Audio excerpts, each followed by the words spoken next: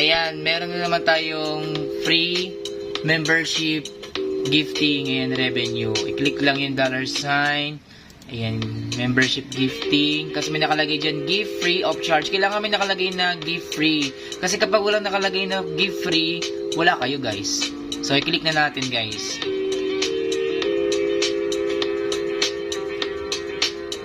So, ayan, loading lang. Wait lang. Ayun. O, 2 beses yan guys.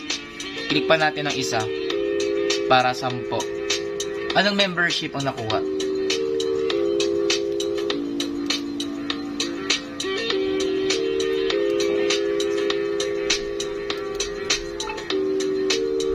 Ayan, tapos isa pang click. So, ayan, magiging 10. Ayan, 10 po yung free membership gift na libre ni YT. Ayan, tapos kiklik ko guys, so wala na po yung free gift. Ayan, wala na po siya.